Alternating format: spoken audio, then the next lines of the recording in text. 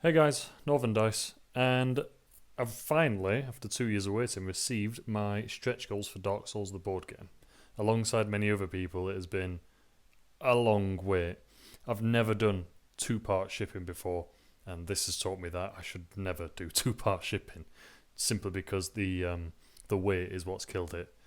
I know I've not done a video in a while, but it feels like Kickstarters all arrive at once. So I've got Cthulhu Death May Dice coming in the next coming weeks, I believe, possibly months. I don't know. And there's also the Nemesis stretch goals, another one that has taught me do not do two-wave shipping, just get it all at once, get that excitement there, because the suspense of knowing it's coming is very exciting. There's also that panic, isn't there? So this is the Dark Souls Kickstarter exclusive stuff. So there's the Characters expansion, Explorers expansion, Iron Keep expansion, Phantom expansion, and an aggro coin, which I believe is cast metal. There was a lot of hoopla about where all this stuff was coming and a lot of frustration from the backer side for Steamforged. But you know when something goes as monumentally crazy as the Dark Souls board game went, I don't think they were quite expecting as much of an influx. And yeah, there's that argument that they should have been prepared, but at the same time, the fact that they have produced everything they said they would produce is commendable. So, that's just my 2 cents on the matter. So I'm going to try and make this as quick as possible because there's 5 things to unbox. I don't know if they go into the box. So let's have a look at what is inside.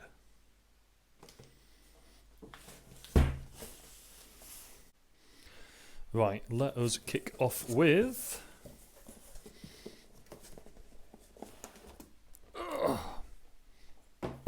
Phantom's expansion. Give me a moment while I get the cellophane off. Don't want to embarrass myself on camera. Right, straight off the bat, this is just a cardboard box. That's not a bad thing. It is a fold flap box, not like a lift lid box. It's not got a lid. It's not got a lid. So let's have a look on the back. Let's see who is there. We have got some of the classics, all summons and all your invaders, and of course there is the common ones. You've got Manita Mildred, Xanthus King Jeremiah, ones that people are going to notice and think, oh my days, I remember that guy killing me, X, Y, and Z, because Dark Souls is an awfully hard board game. I love the fact that you've got Solaire on the front, and you've got Onion Boy as well, Siegfried? I don't know. And is that Lucatiel from Dark Souls 2? I don't know. Okie dokie. So it's an expansion within itself. It means that it is going to be able to be added in and taken away, which is good. It means that it's not dependent to be played within the game entirely. You can add it and take it out as necessary. Got some tasty spinners. There were a lot of these within the base game itself. It's pretty well printed actually. Sometimes you can get like a little bit of stray within the images, but this looks quite tidy. We've got some cards. Again, I want to get this done as quickly as possible. Not because I want to get it over and done, but because there are 4 or 5 boxes to unbox. So these are the equipment specific to invaders. I imagine they become available when you actually defeat them. You can add them into the game, and then when you go to the bonfire, you'll be able to purchase this sort of stuff. And behaviour decks. I would assume that these run on the same basis as enemies over bosses. However, assuming is always a bad thing in any line of work. Can I get one of these out? They have got a plastic cover on them, or am I just being a bit dense? They have got a plastic cover on them. I'll speed this up. Ah, you got the spinner dial things and all. Okay. Let's kick off with the main man himself. Solaire. What sort of detail we're looking at? It doesn't look melted, which is good. Sometimes when you get mass-produced minis, you can often get 1 or 2 melties, especially when you get Kickstarter stretch goals and stuff. And let's have a look at this boy. I remember looking on the updates for Dark Souls that there was a big deliberation on Steamforged sides about the colour red. And, some people said it didn't matter, but maybe that needs a bit of hot water on it. I personally believe this is the right red. When you play Dark Souls, the invaders come in, they are quite luminous. You can see them a mile off, you know they're coming. So I think the colour red, it wasn't a big thing that mattered, but it was something, care and attention thing. Care and attention thing. Ooh. There are your phantoms. What we got next? We've got character expansion. So that way. Again, just a box. But these are your new characters that you can start the game with, I believe. Not just new models. However, let's crack it open and let's see. Okie dokie, now we've got the cellophane off, we can see the back nice and easy. Guardian Armour, Havel's Armour, Cleric, Pyromancer, Mercenary, Sorcerer, Thief, Deprived. I know those top ones are your classic character choices, but these are the armour sets. It's even labelled on there, come on! So these are going to be your new characters that you can start off with, and when we crack it open, I am hoping that we will see new character cards to coincide with those. Oh, we do! Awesome! Okay, that's put a smile on my face. That has put a smile on my face. So, characters expansion. Integrating new characters, or is it just a rundown? Using new characters. Oh, so it's not quite an expansion, it's more just extra choices, isn't it? I'll give that a good read later. So you've still got your recessed boards that you can remove from, and Deprived is always going to be the common choice for anybody because 10, 20, 30, 40. Nice and common sense over possibly the Thief, who has got strengths elsewhere. Deprived is going to be the one where you can choose to be quite balanced and make the character your own. I've got a friend who plays Dark Souls and always goes Deprived because he believes it gives him the greatest challenge. And in some respects, yeah, but I can't imagine here this is going to be the same thing. This is going to be more your balance build. And then you have got new armours. So these are going to be the ones that coincide with their starting equipment, but also with the new armour sets available. So running, again, on assumption, which I know I shouldn't do, it's going to be a case of you get certain armour sets and you can swap your character out for one of these ones so that it looks more aesthetically pleasing. I'm not going to crack these ones out because it's going to take too long. But again, I mean, just looking at, I don't know if it's Siegfried, I'm going to keep calling him Siegfried, it could be Sigmund, it could be Steve. You can see the actual detail within, and I am pleasantly surprised and happily impressed. But that's got to continue, hasn't it? It's got the Iron Keep expansion to go yet, which is a full expansion, which means it's going to be full of nasties. So that needs to have been produced. But if these were all produced at the same time and you didn't have some sat in warehouses, the tooling and whatnot should have been pretty spot on and consistent. Number 3, the Explorers expansion. This one is quite light in comparison, so let us have a crack at this one. Okay, so this one is lighter than the other ones. But straight away, something everyone's going to love. You got a Mimic. The Pursuer, quite a iconic enemy from Dark Souls 2. New enemies. And some terrain miniatures, which is quite nice. Little bonfire. I imagine there's going to be instructions at the top of this one as well, just how to integrate it. Yeah, Explorers expansion. And this is going to be quite interesting because the Pursuer was a boss that, after being a boss, did just rock up every once in a while and take punts at your characters in Dark Souls 2. And I know that this game is more Dark Souls 1 based in the actual core, but the Iron Keep expansion and some of the big boss expansions are more Dark Souls 2 oriented. Showing how much of a Dark Souls nerd I am there. But, you know, everyone's got to have a hobby. Campaign scenarios, how you trigger it into Dark Souls 2 and different sections. Awesome. I will get this one out because I do want to actually have a look at the Mimic. But again, Old Dragon Slayer, which is Ornstein in his Dark Souls 3 standard. Oh, Dark Souls 3 as well in here. Pursuer. The Mimic gets its own health. Ooh, nasty. Right. Give me a moment while I try and battle and take this out.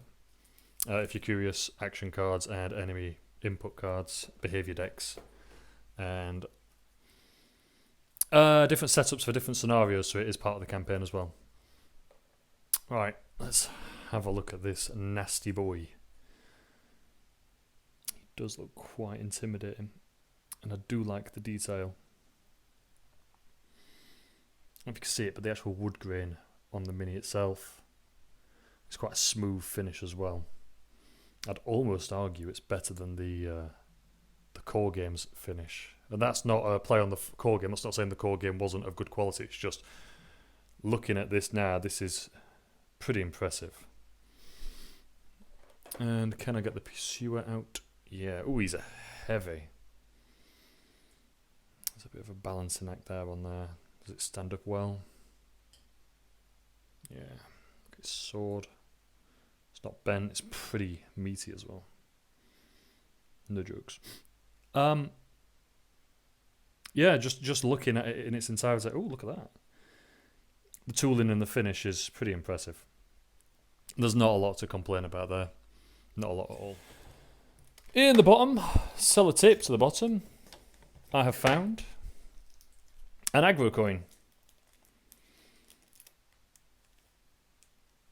That I am completely incapable of bending. And it looks... I'll sellotape on the top. There we go.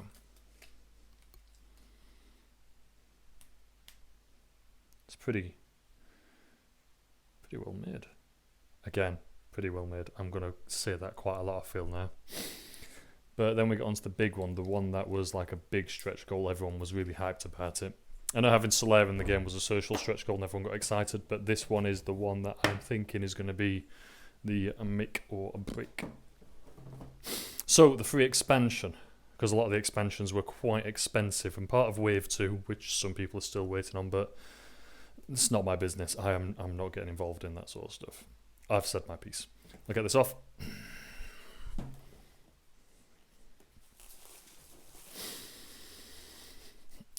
Okay, now knowing all these expansions fit within themselves, this must mean that the top of this will also be recessed to incorporate the punchables. So, Dark Souls the board game, Iron Keep expansion. It's going to be a case of include it or don't. Playing with Fire, Dark Souls 2, so it's going to be another part of the campaign, which I always did enjoy. Using Serve alone, using Smelter Demon, using Crystal Lizards. So you don't have to include every part of an expansion, which I guess gives you nice selectability, and of course it means you don't have to get everything out. You can just think, I want to include the Crystal Lizards as part of it to have weapon upgrades, and so be it, it's your choice. There's your recessed bit for your punchables. Here are the punchables. So you've got your two bosses, which were a big thing, Servalon and the Smelter Demon. And of course Servalon, Dark Souls 3, but coincides with the Alon Knights of Dark Souls 2. Again, talking like a nerd, still loving it. Cool. You've got your character boss behaviour decks, and you'll also have your enemy behaviour decks within there. I can't imagine there's going to be any faults with the actual quality of the cards, but I will crack these ones open.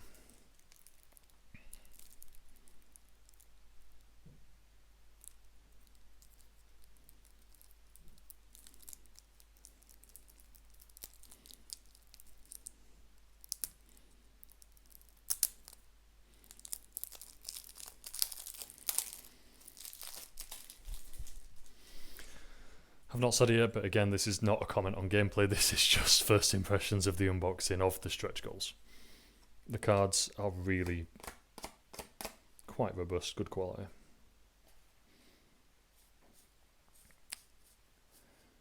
And the artwork on it is... it just fits the theme. I know it is just the character on the top and it doesn't actually show anything into the move, but just the detail within it. I'm not even going to try and say that one, or that one. Let's go to Smelter Demon, I can read that one easier. There we go.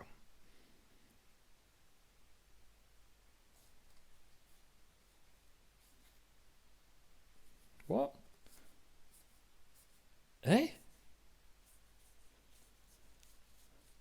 I see what they've done. That's really thrown me. I was just thinking, why are Servalon's moves in Spanish?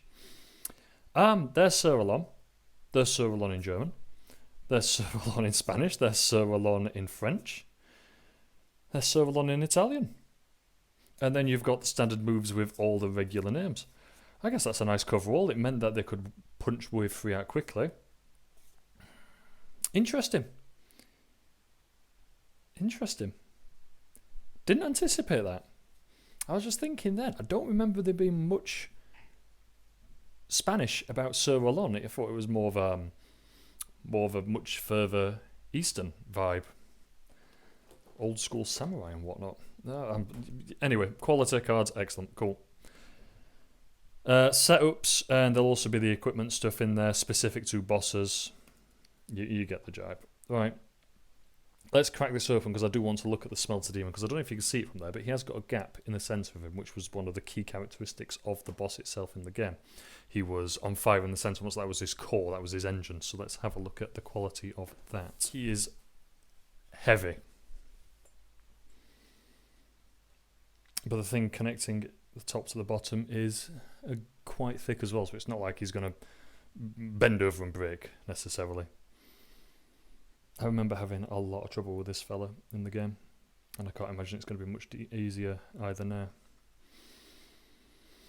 Seeing minis like, well, not minis, pretty mega, but seeing minis like this does make me want to consider starting to paint, but then you wouldn't have this nice grey finish that's going to be quite, fluid throughout. You would just have a large red bloke. I'm not very artistic. It'd be nice. It'd be worth giving it a try. But yeah, quality of the minis throughout everything so far I have seen has looked pretty consistent and pretty awesome. Here's one of the turtle blokes. Ironclad armour. I like the detail on that, the rivets in the actual armour itself. Everything just looks like it should do, really. But it's a story, isn't it? The actual Kickstarter, it's a story that some people will tell you one element, some people tell you another. I don't know.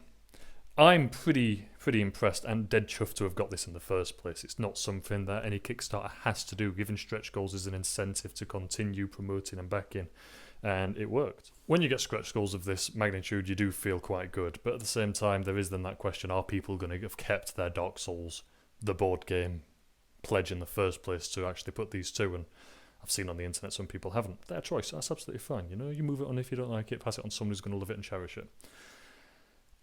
I was, in the first state of mind, thinking I could sell these stretch goals, get a bit of money back, because I haven't touched Dark Souls in a very long time, and I think it was a forgotten game.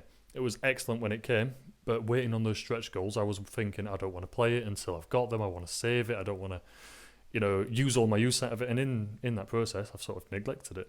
So hopefully this will reinvigorate that want to play, remake me want to think I want to play Dark Souls again, the board game. I want to have that full enjoyment, because it was a game I enjoyed, but this is just to give you a sample of what the actual stretch goals look like, and of course if there is anything noteworthy I will be trying to make a review of the stretch goals themselves. But when you got 4 tiers like this, I couldn't do every single one individually, could I? Anyway, thank you for sticking around, and I will catch you next time, guys.